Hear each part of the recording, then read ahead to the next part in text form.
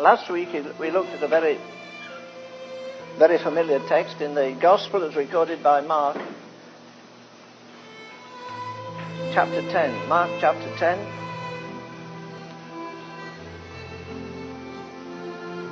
Verse 17. Verse 17, Mark 10:17.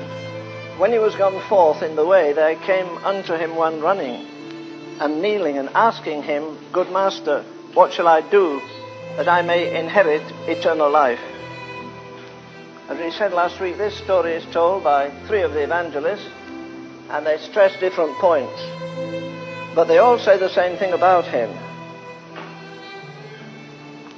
that he was very rich. Verse 21 here says, Then Jesus, beholding him, loved him, and said unto him, One thing thou lackest. What was the one thing? Saving faith. One thing thou lackest. Go thy way, sell whatsoever thou hast, and give it to the preacher. I wish we would all do that tonight. I'll be here tomorrow while you bring your gifts. No, that's how we translate it. Sell all you have and give it to the TV preacher. Sell all thou hast and give it to the poor.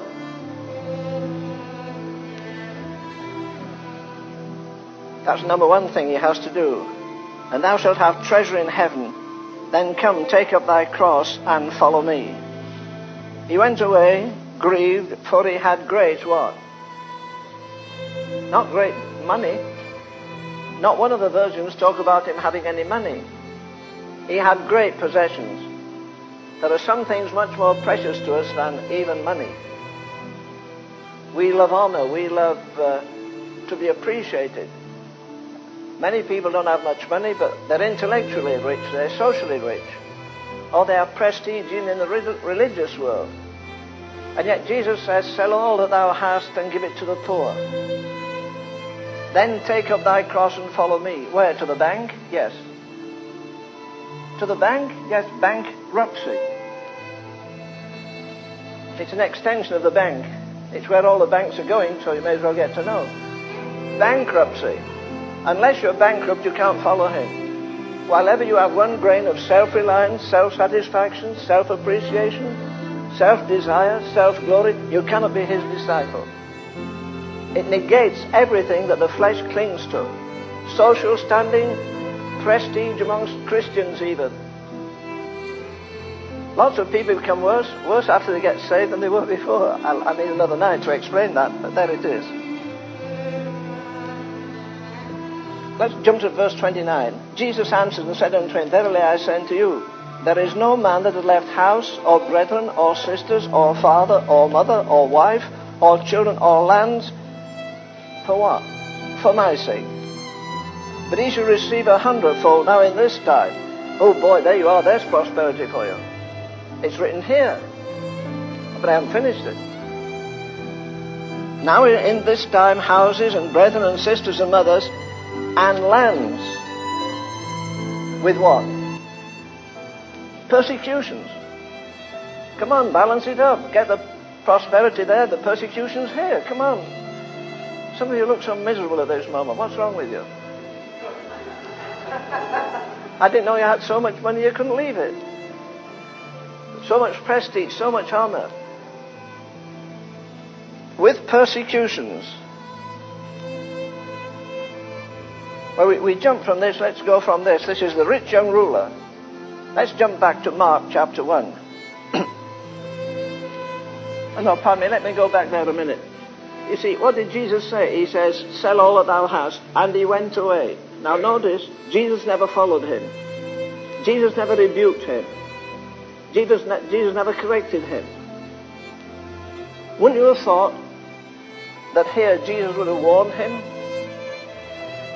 You see, there are times when the Lord does not even intercept us or interfere with us. He said to one man, Simon, you're going down the road. Satan is going to ambush you, jump on you, tear you up. He was going to do that, but he didn't say, I sent Satan back to hell where he belonged to. He says, I have prayed for thee. That doesn't look very practical, does it? Why didn't he say, I cursed him and he died on the spot? But why didn't he say to Judas when he was going out to destroy Jesus and to destroy himself, he didn't say to him, I've prayed for thee. Jesus was going to be destroyed by that villain that was going out. And he didn't say, well, listen, I'll put a restraint on you that for 5 more years you won't do another thing. But at the end of the 5 years you'll die eaten of worms like Herod will do. He didn't say that to him. He let him go, though it involved the destruction it involved the destruction of Jesus as well as of Judas. And there are times when there is no explanation for what God does. As I've said often enough, I cannot explain God, I can experience him. And if I believe my times are in thy hands, why do I have to worry? You know, these big boys on TV, they all believe in the sovereignty of God till it comes to money. And then they break down. God can't get them out of a mess financially. And all the guy needs is $5,000 or $50,000 to get a new engine for his jet. I believe in the sovereignty of God, not just over nations, but over my own life as well. My times are in thy hands. There's a timetable. I don't need to know it. The favorite hymn of Hudson Taylor in China was, Jesus, I am resting, resting in the joy of what thou art. Thou hast bid me gaze upon thee, and thy beauty fills my soul. For by thy transforming power, thou hast made me whole. And when his wife was in a casket at the side of him, he's 14,000 miles away from home, when the people that were on his staff were disgruntled, when the people in England lost faith in him, he didn't shrink and complain. He sang at the side of the coffin. They were peeping through the keyhole. And he was walking up and down with his arms behind him. Jesus, I am resting, resting in the joy of what thou art. But it says about this precious man here, he went away because he had great possessions. But it says something more than that.